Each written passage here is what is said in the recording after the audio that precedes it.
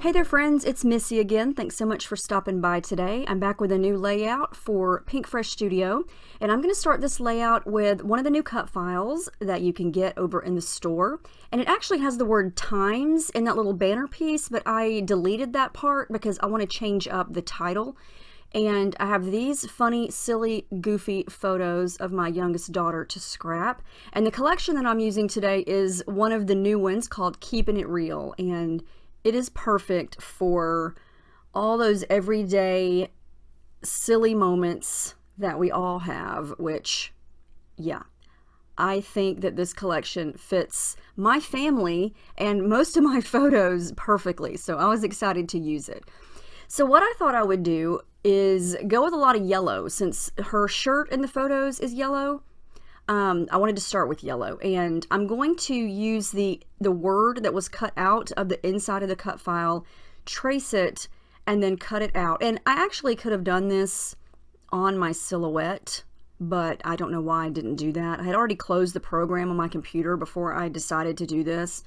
So I just traced it and cut it out with my scissors, and you wouldn't even know the difference. But what I thought I would do was place the yellow word back inside of the cut file so it has this nice white outline. Do lots of mixed media on the background behind it to add lots of color. So I'm going to start with this sheet of white textured cardstock, and I'm going to go ahead and coat all of it with clear gesso. And I use the Finnabair Art Basics clear gesso. It's nice and smooth, and sometimes when I do mixed media, I like to use textured cardstock, especially when I'm going to use ink pads like this, because you can really see the texture of the cardstock show through the color, and I love the texture. So I'm going to use some of the mini ink cubes from Pinkfresh Studio to kind of make a rainbow stripy area behind where the cut file is going to go.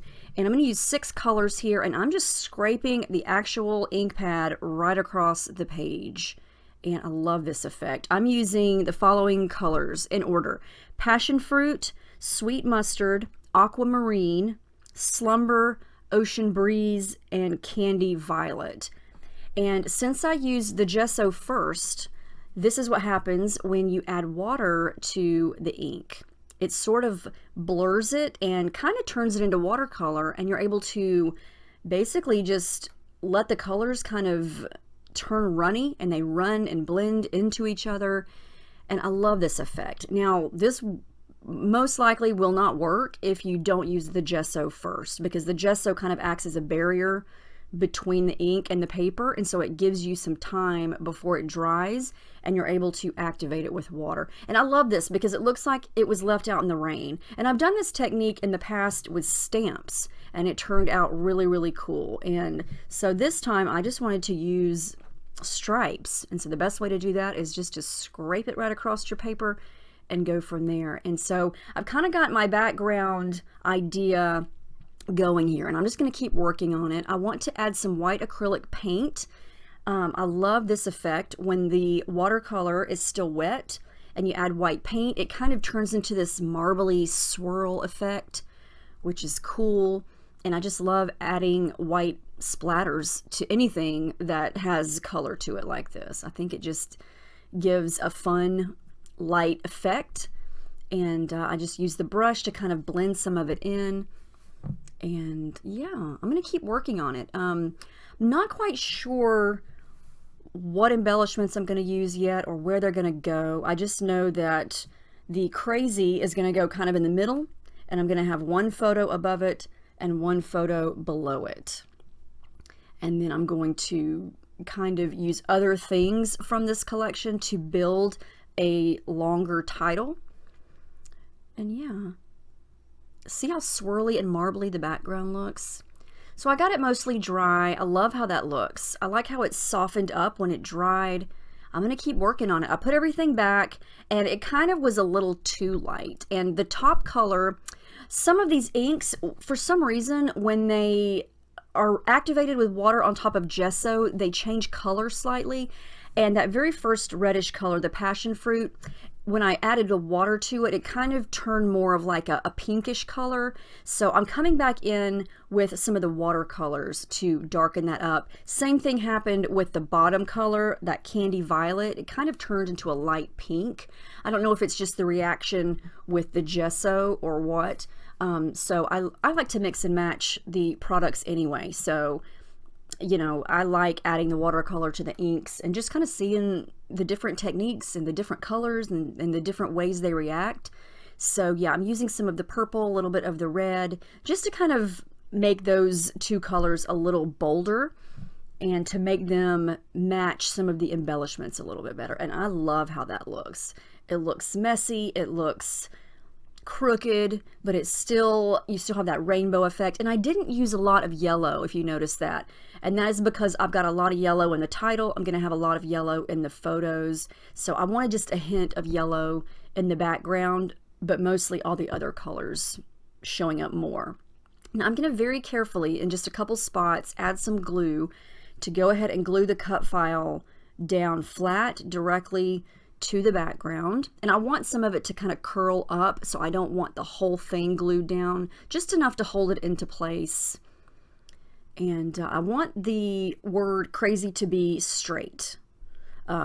Everything else can be crooked, but since that's the main element and it's got that little banner piece sticking out, I want it to be straight. Now I'm going to put the crazy word back right on top of the cut file, but I want to pop it up so it has some dimension. So I'm going to cut some really thin strips of adhesive foam, and this is just going to lift the word off the page a little bit. It's going to create some shadowing, and it's just going to kind of make it look like it's jumping off the page. And I love this fine liner bottle. I get asked about it quite a lot. I know a lot of scrapbookers use it. It's called the fine liner bottle, and you can get those at Hobby Lobby or on Amazon. And the glue that I use the most in that bottle is the Scotch Tacky Glue. It's actually the only glue that I've ever used in this bottle. It works great. It doesn't clog. Things dry pretty quickly, and it's awesome. So okay, I love how this is looking so far. I've got all the yellow, and we're going to keep going. I'm going to let the background kind of sit for a second, and then I'm going to go ahead and layer up some tissue paper behind my photos here. I don't have any plans to add a bunch of other layers of anything, like pattern paper or anything behind the photos. But I do like to have something behind the photos, and tissue paper is great because it gives it a little bit of a subtle effect. And I like the tissue paper because you can tear it, you can rip it, you can you know, bunch it up, you can make it look as straight or as messy as you want. And of course I like it to look messy because that's just me, and especially on a layout about craziness, because you know, it's got to be somewhat crazy. So I like how that's looking. Now I'm going to start to play around with some embellishments. This collection has die cuts. It has actual die cuts of different things, and then it has another set of die cuts that are just flowers. And you can kind of see those over on the left. There's some chipboard stickers, some puffy stickers, some cardstock stickers, some enamel dots, all kinds of gorgeous, bright, fun things. So all of these little pieces have fun sayings on them, keeping it real, embrace the chaos, something about mood, big mood. So it's like these fun, crazy, chaotic sentiments mixed with these beautiful soft florals, and I love that.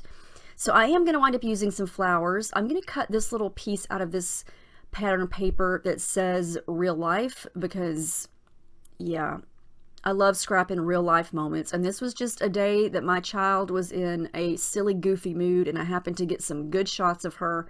And it was just a day after school. Her hair was in a bun and it was falling out. She still has her school t-shirt on, and it had dirt on it. And she actually has some dirt on her face because she plays hard, let me tell you. And I just said, I've got to take some pictures. You're in this funny, goofy mood, so these are what I got. And they're some of my favorite photos because that's just how she looks on a daily basis. Messy, dirty, because that's just what she likes to do. And so that's just her. And so this collection is perfect for that.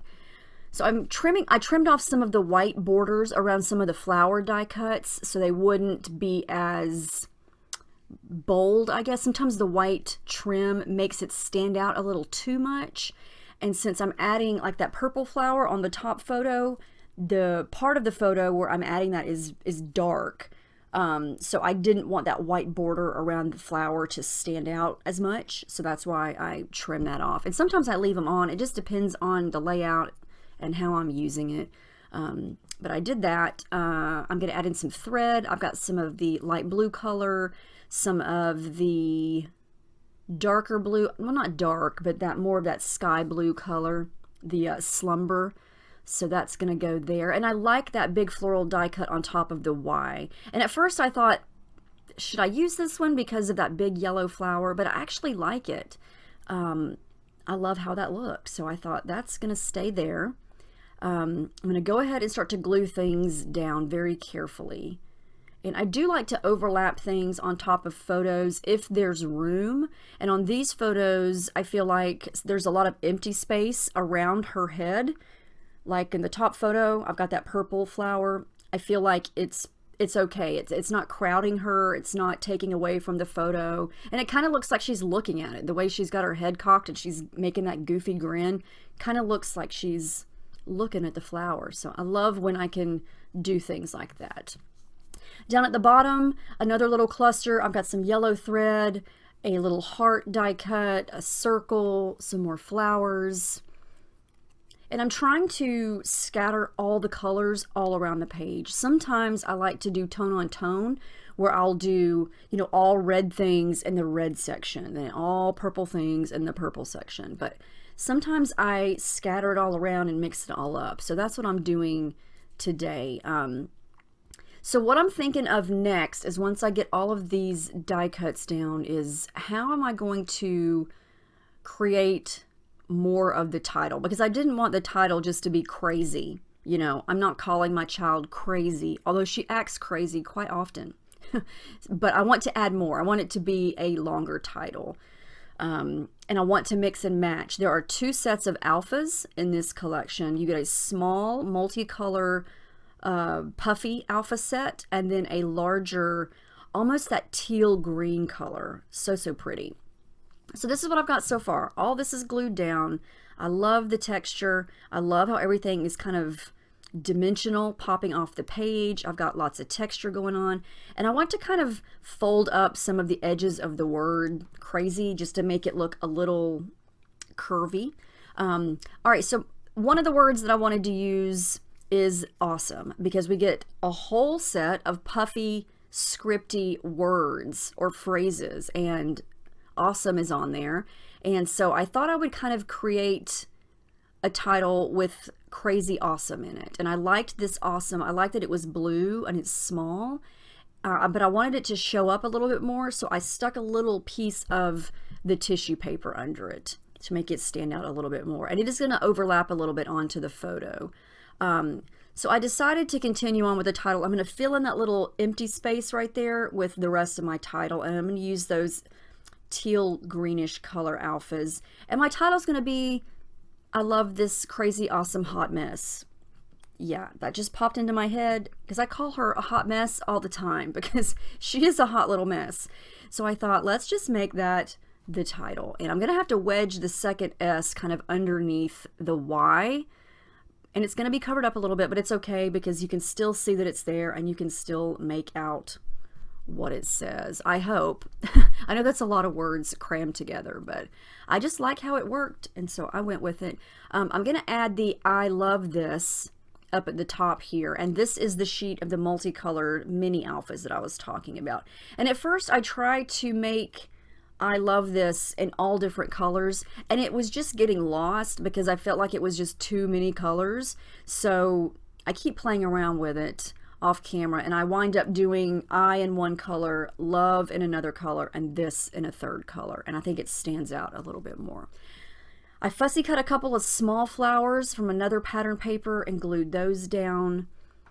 And then I decided the whole rest of the layout was just too plain and too white, and I absolutely love this rainbow striped paper. And I wanted to kind of use that as a kind of a border, not a straight border around all the edges, but kind of a border around 2 of the edges. So I get brave and I just hack off half the layout here. It's crooked. It's supposed to be crooked. I do the top And the left side, yep, it's crooked, but I wanted it crooked because, you know, we're talking about a crazy hot mess here. And trust me, nothing around my house is straight. Everything is crooked around here. I think that's why I like messy scrapbooking, because everything in my world is kind of crazy with these two silly kids of mine. So it fits. So I'm going to kind of get that straight on the other two edges because I still want this to be a 12 by 12 square page. So I'm going to glue that down. It keeps moving, so I'm going to make sure I keep it as straight as possible.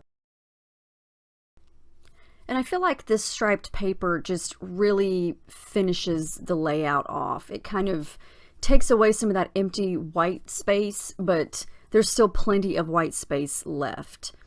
And I like that it's crooked. I did distress the edges there. I like the curl up of the edge or the corner there. And I just think it looks cool. I'm going to add in a couple more small things. This is a little sticker here to fill up that little empty space there. It says, "Love this the most." And it's a light blue color. And it was the perfect size to fit right there. And then I'm going to do my journaling down here at the bottom. And I just thought I would do it underneath the purple area. So I didn't want to cover up a lot of that with my black pen. So I do want my journaling to be straight. So I always use my T-square ruler there to make sure that the lines are straight. And I'm going to use a black fine tip Sharpie for that.